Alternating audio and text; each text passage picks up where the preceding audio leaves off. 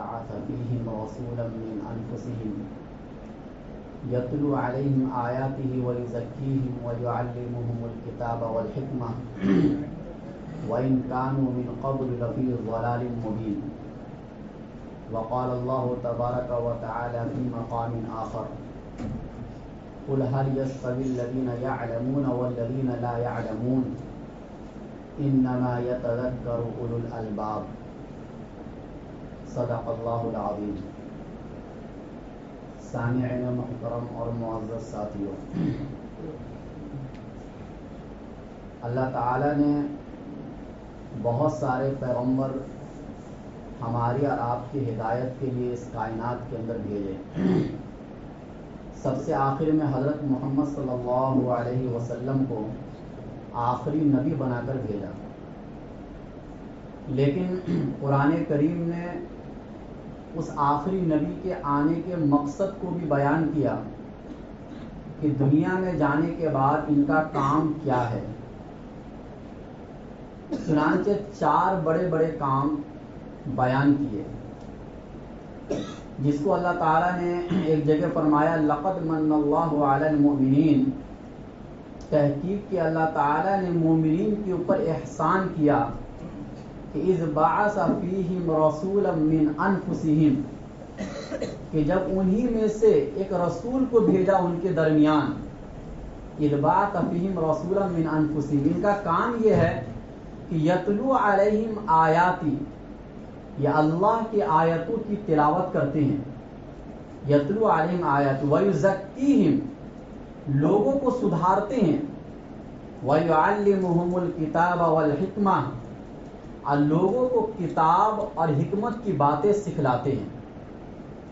یہ 4 کام اللہ تعالیٰ نے اپنے پیغمبر صلی اللہ علیہ وسلم کو دے کر بھیجا.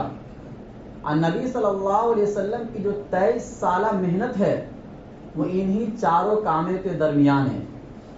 کبھی تو اللہ کے نبی صلی اللہ علیہ وسلم صحابہ کرام کو قرآن کریم کی تلاوت سکھلا رہے ہیں کہ تلاوت کیسے کرنا ہے، قرآن کیسے پڑھنا ہے. کبھی تو اللہ کے نبی صلی اللہ علیہ وسلم صحابہ کرام کے دلوں پر محنت کر رہے ہیں کہ دل سے حسد، بغض، کینہ، دشمنی، یہ سب چیزیں کیسے نکلے، یہ جو بڑی بڑی بیماریاں ہیں. کبھی تو اللہ کے نبی صلی اللہ علیہ وسلم وَيُعَلِّمُهُمُ الْكِتَابَ، قرآن کریم کی تفسیر سکھلا رہے ہیں. قرآن آپ سے کہنا کیا چاہتا ہے، قرآن کریم کے اترنے کا مقصد کیا ہے، فلاں آیت میں اللہ کہنا کیا چاہتے ہیں، یہ کبھی اللہ کے نبی سکھلا رہے ہیں صحابہ کرام کو.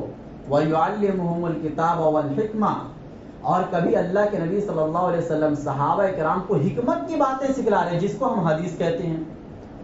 یہ 4 کام اللہ کے نبی صلی اللہ علیہ وسلم 23 سال تک کیے، صحابہ کرام کے اوپر محنت کیے.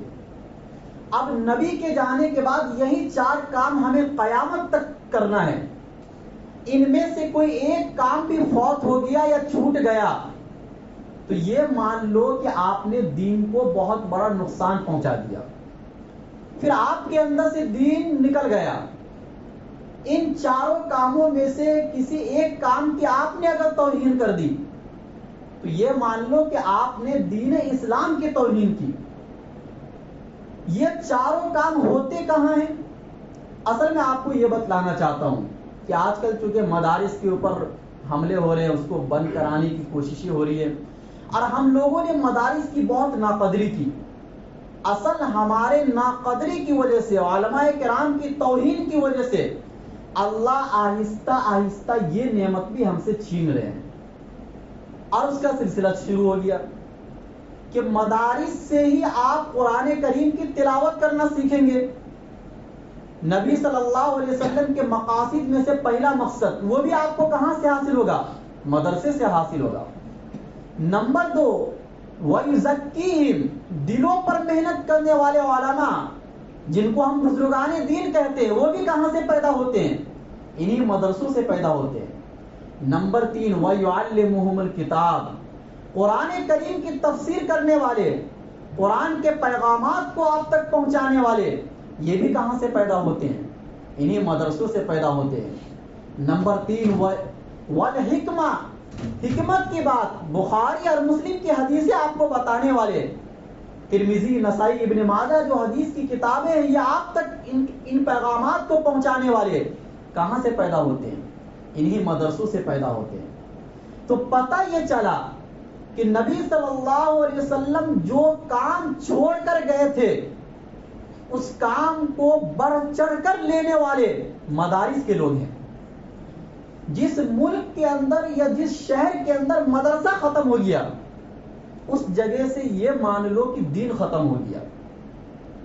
چنانچہ آپ مصر، وہاں ایک بہت بڑا مدرسہ تھا جامعہ ازہر، ہر آدمی جانتا ہے، آپ گوگل پر سرچ مار سکتے، یوٹیوب پر سرچ مار سکتے، وہ آ جائے گا۔ بڑے بڑے علماء پیدا ہوئے، ایک زمانہ تھا کہ علم کا ڈنکا وہاں بجتا تھا، اور آج بھی وہ مدرسے موجود ہیں۔ لیکن جب اس مدرسے کی روح نکل گئی تو اب وہاں پڑھنے پڑھانے کا کوئی فائدہ نہیں ہے۔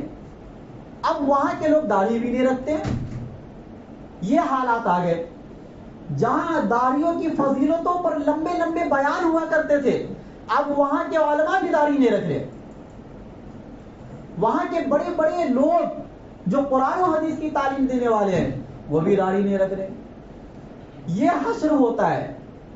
وہی بغداد اور کوفہ جہاں ایک وقت علم کا مرکز تھا، وہ صحابہ کے زمانے میں، تابعین، تبع تابعین کے زمانے میں، آج وہاں جا کر دیکھ لو کوئی مدرسہ آپ کو نہیں ملے گا۔ وہی اندلس جہاں 700 سال تک اسلامی حکومت تھی اور مدرسے ہر طرف قائم تھے، لیکن آج وہاں جا کر دیکھ لو ایک بھی مدرسہ آپ کو نہیں ملے گا۔ لیکن مدرسہ نہیں ملے گا تو آپ کو دین بھی نہیں ملے گا۔ چنانچہ آپ کو حلال اور حرام بتانے والا کوئی نہیں ملے گا۔ سودی لین دین، رشوت، یہ کیا ہے اس کا کوئی نام و نشان اور کوئی چرچا بھی نہیں ہوگا۔ پھر آپ ہر وہ کام کرتے چلے جائیں گے جو قرآن و حدیث میں غلط ہے، لیکن آپ اس کام کو اچھا سمجھیں گے۔ تو پتہ یہ چلا کہ یہ مدارس دین اسلام کے حفاظت کے قلعے ہیں۔ اگر اس کو ٹھیس پہنچے گا تو یہ مان لو کہ دین اسلام کو ٹھیس پہنچے گا۔ اگر اس میں کوئی کمی یا کوتاہی ہو رہی ہے تو یہ سمجھو کہ آپ اسلام میں کمی کوتاہی کر رہے ہو، اور اگر اس کا وجود ختم ہو رہا ہے تو یہ سمجھ لو کہ آپ کے یہاں سے اسلام ختم ہو رہا ہے۔ پھر اگلے وقت میں نام رہے گا آپ کا، بس کام آپ کا قرآن و حدیث والا نہیں رہے گا، اور یہ ہوتا ہے کچھ دنوں کے بعد۔ تو بہرحال ہمیں اللہ کی نعمت کا شکر ادا کرنا چاہیے کہ جتنے مدارس اور جتنے مساجد ہمارے یہاں ہیں شاید دنیا کی کسی ملک کے اندر نہیں ہے، اتنے مدارس اور اتنے مساجد۔ کیوں؟ ہم نے ابھی تک اس کا خیال کرتے ہوئے آ رہے تھے، لیکن جب ہم ان نعمتوں کی ناشکری کریں گے تو اللہ یہ نعمت ہم سے چھین کر بھی دکھلا دیں گے، اور اللہ چونکہ دین کی حفاظت کی ذمہ داری لے چکے، وہ کسی اور سے کام لے لیں گے، ہم سے کام نہیں لیں گے۔ کہیں اور بڑے بڑے مدرسے قائم ہو جائیں گے، کہیں اور بڑے بڑے علماء پیدا ہو جائیں گے، پیدا تو ہوں گے، لیکن ہم اور آپ تو اس چیز سے محروم ہو جائیں گے نا۔ تو ضرورت تو ہر ایک کی ہے، مرنا تو ہر ایک کو ہے، اللہ کے پاس جا کر سوال کا جواب دینا تو ہر ایک کو ہے۔ وہ کسی ایک ملک والی، کسی ایک شہر والوں کی ذمہ داری نہیں ہے۔ ہر ایک اپنی اپنی ذمہ داری کو سمجھے، ہر ایک سے اس کے بارے میں سوال کیا جائے گا کہ آپ نے ان مدارس کو بچانے میں کتنا اہم کردار ادا کیا، آپ کی کیا محنت تھی۔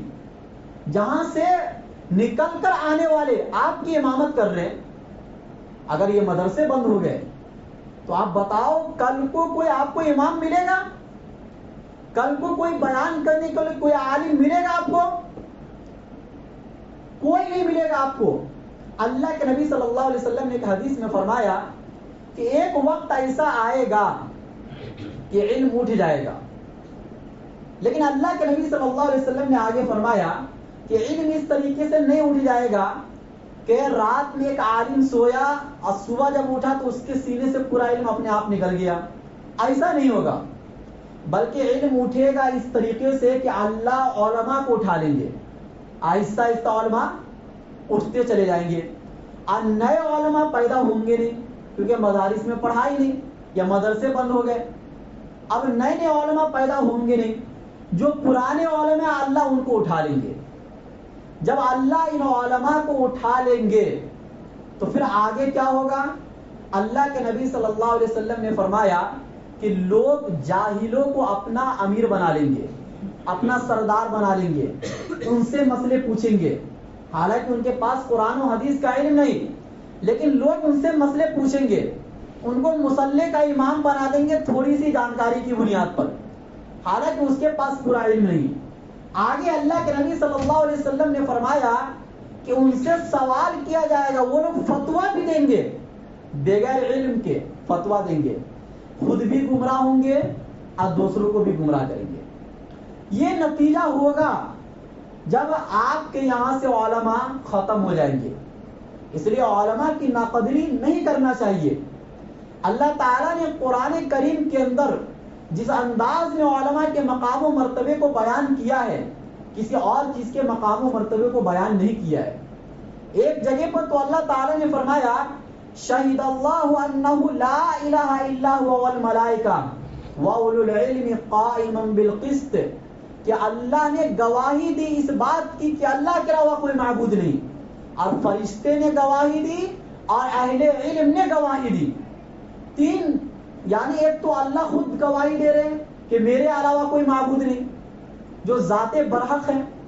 نمبر دو, فرشتے بھی گواہی دے رہے ہیں, اور فرشتوں کے ساتھ اگر اللہ نے کسی کا ذکر کیا تو علماء کا اللہ نے ذکر کیا, کہ ان فرشتوں کے ساتھ علماء بھی اس بات کی گواہی دے رہے ہیں. گویا کہ علماء کی ایمان کی گواہی اس آیت میں اللہ تعالیٰ دے رہے ہیں کہ ان کے ایمان پر شک نہ کرو.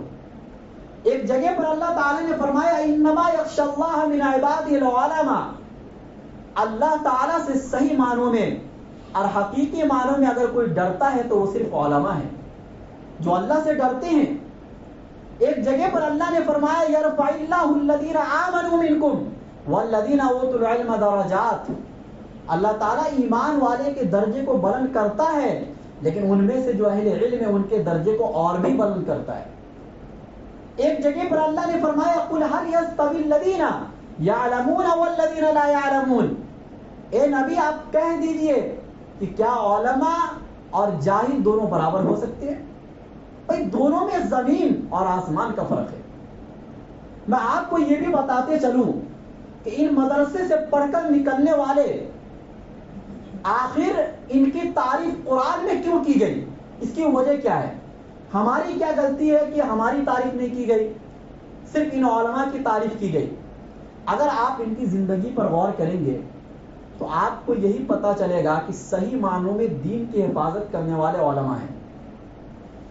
آج کے اس دور میں جہاں ہر طرف پیسہ پیسہ پیسہ, چاہے کسی بھی طریقے سے ہو, حلال طریقے سے ہو یا حرام طریقے سے, یہ آدمی نہیں دیکھ رہا ہے, بس پیسہ کیسے زیادہ ہونا چاہیے. ہر آدمی صبح اٹھ رہا ہے تو پیسے کی بات, شام سونے کے لیے بستر پر جا رہا ہے تو پیسے کی بات, پورے دن پیسے کی بات ہو رہی ہے. ایسے کٹھن مرحلے میں جہاں ہر چیز کی مہنگائی بھی بڑھ گئی ہو, ان حالات میں بھی یہ علماء 10 سے 12 ہزار پر اپنی زندگی گزار کر دکھلا دیتے ہیں, اور صرف آپ کے دین کی حفاظت کے لیے. کہ اگر ہر عالم دنیا میں گھس گیا, ہر عالم کمانے کے لائن میں یا تجارت کے لائن میں گھس گیا, تو پھر آپ کے دین کا کیا ہوگا؟ صرف آپ کے دین کی حفاظت کے لیے جو کچھ علماء بچ جاتے ہیں وہ ان مدارس اور مساجد کے اندر آتے ہیں. کیا یہ علماء ان مدرسے سے نکل کر یا ان مساجد سے نکل کر نہیں کما سکتے ہیں؟ کما سکتے ہیں. چنانچہ ہم بھی مدرسے پڑھنے والے ہیں, ہم نے بھی اپنے بہت سے دوستوں کو دیکھا ہے جو مدرسہ پڑھنے کے بعد ان کے ماں باپ نے کہا کہ بھائی مدرسہ مت پڑھاؤ, مسجد میں امامت مت کرو, کیونکہ بہت ذلت کی زندگی گزارنی پڑتی ہے, یہ زندگی ہمیں برداشت نہیں ہے. تم دنیا کا کوئی اور کام سیکھ لو, تم نے علم سیکھ لیا, حلال و حرام کا علم ہو گیا, بس دین پر چلو, باقی آگے کی ذمہ داری دنیا بھی کمانا ضروری ہے, آپ اس کے لیے کوئی دنیا کا کام سیکھ لو یا کوئی بزنس لائن میں گھس جاؤ. بہت سے ایسے لوگ ہیں جو کام میں گھس گئے. ابھی لاک ڈاؤن کے اندر کتنے ایسے علماء ہیں جو مساجد چھوڑ دیے, پڑھانا چھوڑ دیے اور وہ کمانے کے لائن میں گھس گئے. اب ان علماء کو اس طرف لاؤ گے تو وہ نہیں آئیں گے. کیوں؟ اس لیے کہ وہاں ان کو پیسے زیادہ مل رہے ہیں. تو پتہ یہ چلا کہ جو علماء آپ کے دین کی حفاظت کے لیے مسجد اور مدرسے کو پکڑے ہوئے ہیں, ان علماء کا آپ کے اوپر احسان ہے. ورنہ یہ بھی باہر کی زندگی میں رہ کر بہت اچھا کما سکتے تھے اور بہت اچھا کھا پی سکتے تھے, کیونکہ رزق کی ذمہ داری اللہ نے لی ہے. دنیا میں جو بھی محنت کرے گا پیسے آتے ہیں, ایسا نہیں کہ نہیں آتے ہیں. آدمی محنت کرے گا پیسے ملتے ہیں. دن بھر میں ایک مرتبہ محنت کرتا 1000 روپیہ آدمی کما لیتا ہے. 30 دن کا 30,000 تو کما ہی لے گا. اتنا تو ہو ہی جاتا ہے ممبئی کی زندگی میں. لیکن ممبئی کی زندگی میں بھی علماء کو 10,000 سے زیادہ نہیں ملتے. لیکن اس کے باوجود بھی جو صبر, ہمت اور اللہ تعالیٰ ان کے دل میں جو شکر ڈالتے ہیں, دنیا کے کسی اور کے دل میں یہ چیز نہیں ہوتی ہے. اگر ہماری جگہ پر آپ آ جائیں 1 مہینے کے لیے اور ہم آپ کی جگہ پر آ جاتے ہیں, تو آپ 1 مہینے کے بعد بولیں گے کہ اللہ نے میرے اوپر کیسی کیسی مصیبتیں ڈال رکھی ہے. اللہ کا تو کوئی احسان ہی نہیں ہمارے اوپر, نعوذ باللہ. لیکن اس کے باوجود یہ علماء سمجھتے ہیں کہ دنیا چند روزہ ہے, مسافر خانہ ہے. دین کی حفاظت میں, دین کے کام میں جو سکون ہمیں ملتا ہے, حقیقت میں دنیا کی زندگی میں وہ سکون نہیں ہے. یہ ہمیں معلوم ہے. اسی لیے ہمیں کم ملے یا زیادہ ملے, ہم اللہ سے کسی بھی حال میں شکوہ شکایت نہیں کرتے. ہم تو ہمیشہ اللہ سے یہ کہتے ہیں کہ آج بھی بہت سے ایسے لوگ ہیں جن کو یہ 10,000 بھی نہیں ملتے. جو روز کے کمانے والے ایسے بھی لوگ ہیں جن کے 10 دن ایسے بھی گزر جاتے ہیں کہ کھانے کو ان کے گھر میں کچھ نہیں ملتا ہے. ہم تو دنیا میں اپنے سے کمتر لوگوں کو دیکھ کر صبر اور شکر والی زندگی گزارتے ہیں. اور یہی حکم ہے کہ دنیا کے معاملے میں آپ اپنے سے کمتر کو دیکھو, اپنے سے اوپر والے کو مت دیکھو, ورنہ کبھی بھی سکون والی زندگی نہیں گزار پاؤ گے. لیکن دین کے معاملے میں کبھی بھی اپنے سے کمتر کو نہ دیکھو, بلکہ اپنے سے اوپر والے کو دیکھو. یہ تعلیم ہے قرآن و حدیث کی. میں بتانا یہ چاہ رہا ہوں کہ علماء ان مدارس سے نکلتے ہیں, ان کی قدر کر لو آج. ورنہ حالات یہ بتا رہے ہیں کہ آگے چل کر اس مسلح پر آپ کی امامت کرنے والا وہ شخص ہوگا جس کو پاکی اور ناپاکی کا علم نہیں ہوگا. آپ کی ساری نمازیں ناپاک حالت میں ہو جائیں گی, لیکن آپ کو اس کا پتہ بھی نہیں چلے گا. اس لیے قدر کرو نعمتوں کی. آپ جا کے دیکھ لو ان اسلامی ملکوں میں جو لوگ کمانے جاتے ہیں, وہ آ کر بتاتے ہیں کہ کبھی کبھی مسلح پر ایسا آدمی بھی آ کے کھڑا ہو جاتا ہے جس کا لباس کرتا پاجامہ نہیں ہوتا ہے, اسلامی نہیں ہوتا ہے, جن کو قرآن سے پڑھنا نہیں آتا ہے, بس 10 سورتیں یاد ہو گئے, ایسے لوگ امامت کر رہے ہیں. اب جا کے دیکھ لو نا ان ملکوں, اسلامی ملک ہے وہ, لیکن حالات وہاں کے جا کے دیکھو. نائب امام کے طور پر کسی کو بھی رکھ لیا جاتا ہے جس کو صحیح طریقے سے کچھ آتا جاتا نہیں ہے, دین کا کوئی پکا علم نہیں ہے, ایسے لوگ امامت کر رہے ہیں. لوگ یہ سمجھ رہے ہیں بس کسی کے پیچھے بھی نماز پڑھ دو, نماز پڑھنے سے مطلب ہے. حالات یہاں تک پہنچتے ہیں. لیکن یہ علماء اور کیا کیا برداشت کرتے ہیں. ان مساجد میں رہ کر شکایت تو کبھی نہیں کرتے ہیں کہ ہمیں اتنا کم کیوں دیتے ہو. کبھی آپ نے سنا کہ علماء کی ایک جماعت نکلی ہوئی احتجاج کرتے ہوئے کہ بھائی ہماری تنخواہ بڑھا دی جائے, جیسے اور لوگ احتجاج کرتے ہیں. کبھی کوئی مؤذن کی کمیٹی بنی ہو کہ بھائی ہماری تنخواہ بڑھا دی جائے تبھی اذان دیں گے, ورنہ فلاں وقت میں آج اذان نہیں ہونے والی ہے, جیسے اور لوگ کرتے ہیں. ایسا کبھی آپ نے سنا؟ نہیں سنا. کیوں؟ اس لیے کہ اللہ نے جو دیا ہم اس پر خوش ہیں. یہ اللہ کا فیصلہ ہے, آپ کا فیصلہ نہیں ہے. یہ آپ کی ذمہ داری تھی, لیکن فیصلہ آپ کا نہیں ہے, فیصلہ اللہ کا ہے. لیکن اس کے باوجود کچھ ایسے لوگ بھی ہوتے ہیں جو علماء سے محبت تو کرتے ہیں, لیکن آپ کی جماعت میں آپ کے ساتھ اٹھنے بیٹھنے والے کچھ ایسے بھی ہوتے ہیں جو علماء کی بہت حد تک توہین کرتے ہیں, ان کو برا بھلا کہتے ہیں, جگہ جگہ پہ شکوے شکایت کرتے ہیں, الزام لگاتے ہیں. حالانکہ وہ الزام صحیح معنوں میں الزام نہیں ہوتا ہے, لیکن ایک حسد اور چڑ ہو جاتی ہے انسان کے دل میں. علماء سے بغض رکھنا اس بات کی دلیل ہے کہ آپ کو دین سے بغض ہے، آپ کو دین سے اور اسلام سے دشمنی ہے۔ اگر آپ کے دل میں کسی بھی علماء سے دشمنی ہے تو اس چیز کو آج ختم کر دو۔ میں یہ نہیں کہتا کہ آپ مجھ سے محبت کرو، لیکن قرآن و حدیث کا مطالعہ کرنے سے یہی پتہ چلتا ہے کہ علماء سے محبت دین سے محبت کی علامت ہے، علماء سے دشمنی دین سے دشمنی کی علامت ہے۔ اس لیے کہ اللہ کے نبی نے صحیح حدیث میں فرمایا ان العلماء ورثۃ الانبیاء، علماء انبیاء کے وارث ہیں۔ وَإِنَّ الْأَنْبِيَاءَ لَمْ يُوَرِّثُوا دِينَارًا وَلَا دِرْهَمًا، اور انبیاء دینار اور درہم کے وارث نہیں بناتے ہیں۔ وَإِنَّمَا وَرَّثُوا الْعِلْمَ فَمَنْ أَخَذَ بِحَظٍّ وَافِرٍ، علماء تو علم کے وارث بناتے ہیں۔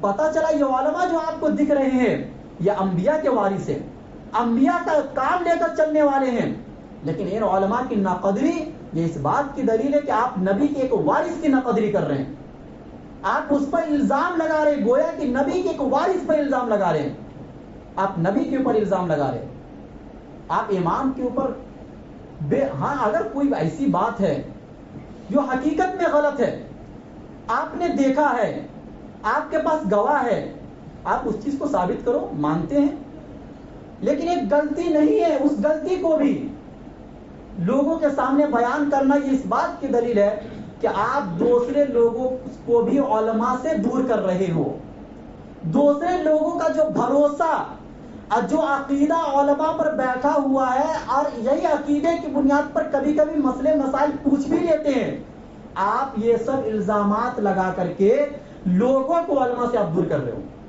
آپ کو میں بخاری شریف کی ایک حدیث پڑھ کر ایک واقعہ میں بتاتا ہوں کہ ایسے الزام لگانے والے ہر زمانے میں رہے ہیں اماموں اور مؤذن کے اوپر۔ حضرت سعد بن وقاص رضی اللہ تعالی عنہ اللہ کے نبی صلی اللہ علیہ وسلم کے سب سے چہیتی صحابی ہے، بہت بڑا مقام و مرتبہ ہے، ہم اور آپ بار بار ان کا نام سنتے ہیں، سعد بن ابی وقاص رضی اللہ عنہ، بہت فضیلت ہے ان کی۔ حضرت عمر رضی اللہ تعالیٰ عنہ کا دور خلافت ہے، کوفہ کا گورنر ان کو بنایا گیا، اور اس زمانے میں ایسا ہوتا تھا کہ جو گورنر ہوتا تھا وہی امام بھی ہوتا تھا، جو ملک کا خلیفہ ہوتا تھا وہی امام بھی ہوتا تھا۔ چنانچہ سعد رضی اللہ تعالیٰ عنہ کوفہ کی جامع مسجد میں امامت کرتے تھے۔ کچھ لوگوں نے عمر رضی اللہ تعالیٰ عنہ کو شکایت کی کہ یہ صحیح سے نماز نہیں پڑھاتے ہیں۔ کیا شکایت کی؟ کس کی شکایت ہو رہی ہے؟ صحابی رسول کی، جو پوری زندگی اللہ کے نبی کے سامنے گزاری ہوں اور ایک ایک چیز انہوں نے نبی سے دیکھ کر سیکھے ہوں۔ ہم اور آپ تو سن کر سیکھے نا، صحابہ تو ایک پوری نماز دیکھ کر سیکھے اللہ کے نبی کو۔ صف اول میں نماز پڑھنے والے صحابی سعد بن وقاص، ان کی شکایت ہو رہی ہے عمر رضی اللہ تعالیٰ عنہ کے پاس کہ وہ صحیح سے نماز نہیں پڑھاتے۔ یہ حدیث بخاری میں۔ حضرت عمر رضی اللہ تعالیٰ عنہ کیونکہ دین کے معاملے میں بہت سخت تھے، فوراً ان کو اس عہدے سے نکال دیے اور ان کی جگہ پر عمار ابن یاسر رضی اللہ تعالیٰ عنہ کو کوفے کا گورنر بنا دیے اور اس جامع مسجد کا امام بنا دیے، اور ان کو بلا لیے اپنے پاس مدینہ کہ بھائی تم ادھر آؤ، تمہاری شکایت آئی ہے۔ سوال ہوا کہ آپ صحیح سے نماز کیوں نہیں پڑھاتے، لوگوں کی یہ شکایت ہے۔ سعد بن وقاص رضی اللہ تعالیٰ عنہ نے کہا اے عمر، میں وہی نماز پڑھاتا ہوں جو میں نے رسول اللہ صلی اللہ علیہ وسلم کو پڑھتے ہوئے دیکھا ہے۔ آگے اس کی تفصیل بھی بیان کی ایک نماز کے بارے میں کہ عشاء کی نماز میں 4 رکعت پڑھاتا ہوں، پہلی 2 رکعت میں لمبی کرتا ہوں، اس لیے کہ ہمارے پیغمبر بھی پہلی 2 رکعت لمبی کرتے تھے عشاء کی، اور آخر کی 2 رکعت سورہ فاتحہ پڑھ کے رکوع کرتا ہوں۔ حضرت عمر رضی اللہ تعالیٰ عنہ نے کہا کہ مجھے آپ سے یہی امید تھی کہ آپ اسی طریقے کی نماز پڑھاتے ہوں گے، لوگوں کی شکایت غلط ہے، اس لیے میں نے آپ کو اپنے پاس بلا لیا۔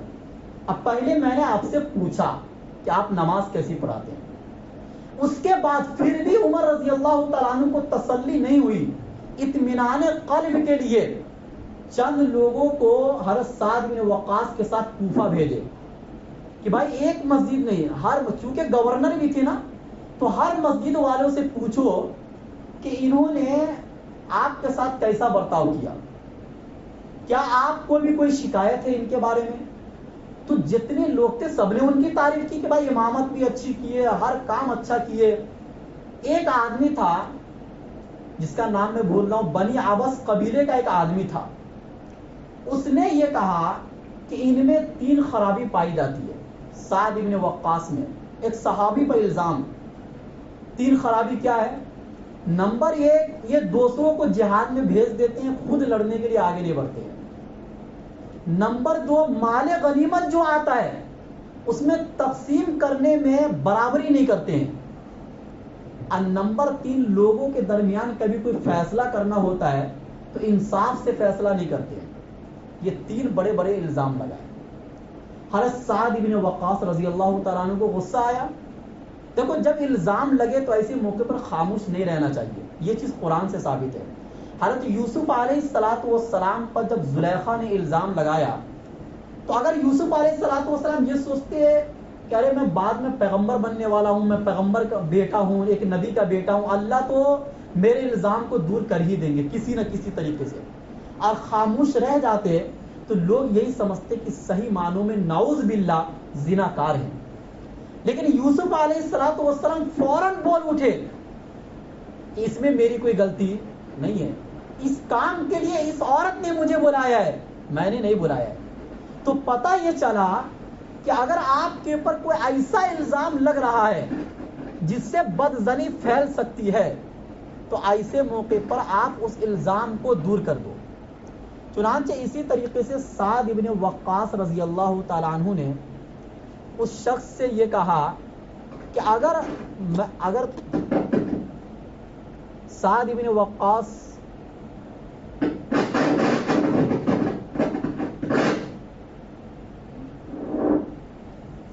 وقاص رضی اللہ تعالیٰ عنہ نے کہا کہ اللہ کی قسم کھا کر میں کہتا ہوں کہ تو جھوٹ بولنے کے لیے کھڑا ہوا ہے اور لوگوں کے درمیان مشہور ہونے کے لیے کھڑا ہوا ہے. کبھی کبھی مشہور ہونے کے لیے کیسا ہوتا ہے نا, بڑے لوگ پر الزام لگا دو. میں تیرے کو 3 بددعا دیتا ہوں. سعد بن وقاص صحابی رسول, امام, انہوں نے 3 بددعا دی. پہلی بددعا, اللہ تیری عمر لمبی کرے, آگے سنتے جاؤ. دوسری بددعا کہ اللہ تعالیٰ تجھ کو بہت فقیر بنا دے, محتاج بنا دے. اور تیسری بددعا, تو فتنے میں مبتلا ہو جا.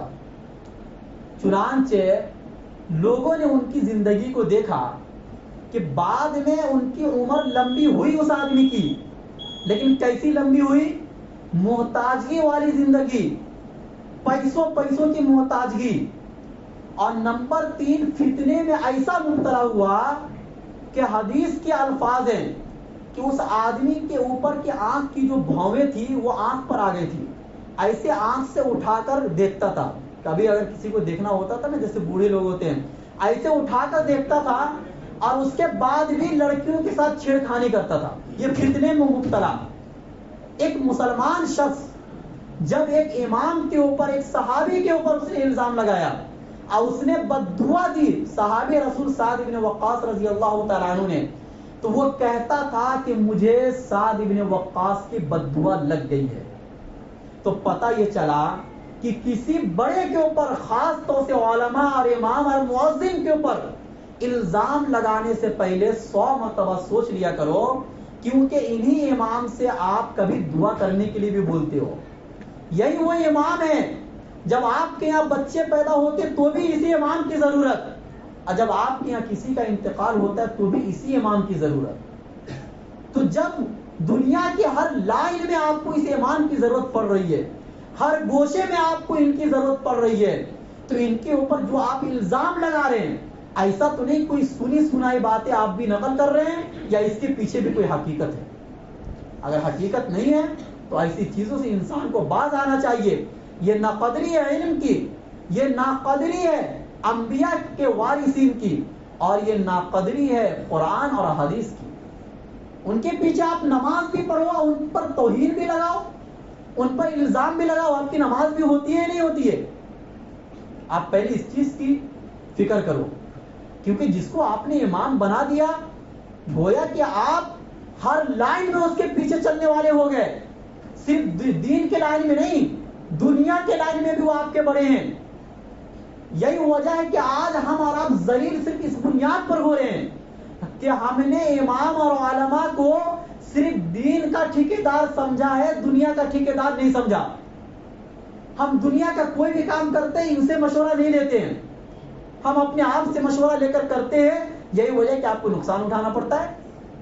لیکن بہت سے وہ لوگ جس زمانے میں لوگ علماء سے مشورہ لیا کرتے تھے، اللہ نے اس قوم کو حکومت دی تھی، لیکن جب علماء سے لوگ کٹ گئے اللہ نے اس قوم کو ذلیل کیا، کیونکہ ترقی کی جو راستے اللہ نے قرآن میں، نبی نے جو حدیث میں بتائے ہیں، وہ راستے آپ کو انہی علماء کے واسطے سے ملیں گے۔ آپ براہ راست قرآن حدیث تو نہیں پڑھ سکتے نا، آپ براہ راست قرآن کا ترجمہ تو نہیں پڑھ سکتے۔ ہر آدمی میں اتنی صلاحیت ہوتی نہیں ہے، اور ہر آدمی کے پاس اتنا وقت بھی ہوتا نہیں ہے کہ وہ پورے طور سے پھر سے قرآن سیکھنا شروع کر دے اور ہر آیت کا مطلب سیکھنا شروع کر دے، پھر تو پوری زندگی ختم ہو جائے گی۔ اللہ نے بھی یہی کہا ہے قرآن کریم کے اندر کہ آپ کے محلے اور معاشرے میں کچھ لوگ ایسے ہونے چاہیے کہ جو مدرسے میں جا کر پڑھے، جو قرآن و حدیث کا علم حاصل کرے، اور پھر وہ آ کر آپ لوگوں کو ڈرائے اور آپ کو قرآن و حدیث کا علم سکھائے۔ اللہ نے یہ بات قرآن میں کہی ہے، فَلَوْلَا نَفَرَ مِن كُلِّ فِرْقَةٍ مِّنْهُمْ أُمَّةٌ لِيَتَفَقَّهُوا فِي الدِّينِ، کہ وہ دین میں تفقہ حاصل کرے، علم حاصل کرے۔ اور جب مدرسے سے پڑھ کر آئے تو وہ لوگ جو مدرسے نہیں جا پائے، اور ایسے لوگوں کی تعداد زیادہ ہے، ایسے لوگوں کو ڈرائے، اللہ کے عذاب سے ڈرائے، اللہ کی جنت کی خوشخبری دے، جو انبیاء کا کام ہوا کرتا تھا۔ لیکن جب آپ علماء سے اپنا تعلق جوڑ لیں گے، ختم کر دیں گے، علماء پہ ہی الزام لگانے لگ جائیں گے، تو آپ بتائیے کبھی آپ دین سیکھ پائیں گے؟ ایک بات یاد رکھو کہ علماء پر جو آدمی الزام لگاتا ہے اس کی کئی نسلوں میں حافظ اور عالم پیدا نہیں ہوتا ہے۔ یہ بات لکھ کے جاؤ اپنے سینوں پر، اس کی کئی نسلوں میں، ایک دو نسل نہیں، کئی نسلوں سے اللہ علم کو ختم کر دیتے ہیں۔ علماء کی توہین کا یہ نتیجہ ہوتا ہے، یہ ہم نے اپنی آنکھوں سے کئی لوگوں کو دیکھا ہے جو بچوں کو پڑھانا چاہ رہے تھے، پیسے تھے ان کے پاس، لیکن اس کے باوجود ان کے بچے نہ حافظ بن پائے نہ عالم بن پائے۔ اور اسی طریقے سے زیادہ تر لوگ وہ ہیں جو عزت کرتے ہیں، محبت دیتے ہیں علماء کو۔ کچھ ایسے لوگ ہیں جو علماء سے نفرت کرتے ہیں، حقیقت میں یہ وہ لوگ ہوتے ہیں جن کی گھروں میں چلتی نہیں ہے، جن کی اولاد ان کی ماں باپ اس کی بات نہیں مانتی ہے، ان کی بیوی ان کی بات نہیں مانتی ہے۔ ایسے لوگ جو 5 وقت کی نماز بھی پابندی سے کسی دن نہیں پڑھتے ہیں، مسجدوں میں آ کر امام اور مؤذن پر اپنا روب جماتے ہیں اور کہتے ہیں کہ ارے تم نے ایسا نہیں کیا، ویسا نہیں کیا۔ کبھی آپ نے دیکھا کہ امام اور مؤذن اپنے ٹائم سے لیٹ ہو گیا ہو؟ دنیا کے ہر کام میں آگے پیچھے ہوتا ہے، کوئی کام آپ ایسا نہیں دکھا سکتے جس میں آگے پیچھے نہ ہوتا ہو۔ لیکن نکاح پڑھانے کے ٹائم پر امام پہلے پہنچے گا، دلہا اور دلہن بعد میں پہنچیں گے۔ جنازے کے ٹائم پر امام اور نماز پڑھانے والا پہلے پہنچے گا، آپ کا جنازہ بعد میں آئے گا۔ نماز پڑھانے کے ٹائم پر بھی امام اور مؤذن پہلے آئے گا، پبلک بعد میں آئے گی۔ لیکن ان پبلک سے کبھی کوئی سوال نہیں کیا نماز ان میں فرض نہیں ہے؟ بھائی فرض ہونے کے درجے میں تو سب برابر ہے نا، کون آگے پیچھے ہے؟ لیکن اس کے باوجود بھی ہم اور آپ یہی سمجھتے ہیں کہ بھائی ان کو بہت سہولت ہے، بہت آسانی ہے، اور ان کی زندگی بہت اچھی گزر رہی ہے، اور ہم جو ہے ان کو بہت سکون دے دیے، اب اس کے بعد جو ہے ان کی زندگی ختم کر دیں۔ بہرحال اللہ تعالی ہم سب کو، ہم بھی ایک عالم ہے، ہمیں بھی دوسرے عالم کی قدر کرنے کی توفیق نصیب فرمائے، مدرسے کی قدر کرنے کی توفیق نصیب فرمائے، علم کی قدر کرنے کی توفیق نصیب فرمائے۔ آپ لوگ ہمارے لیے بھی دعا کیجیے، ہم بھی آپ کے لیے دعا کرتے ہیں کہ اللہ ہمارے علم میں برکت دے۔ ہمارے لیے علم بہت بڑی چیز ہے، آج اہل علم صحیح معنوں میں پیدا نہیں ہو رہے ہیں۔ اللہ ہم سب کو کہیں سننے سے زیادہ عمل کرنے کی توفیق نصیب فرمائے۔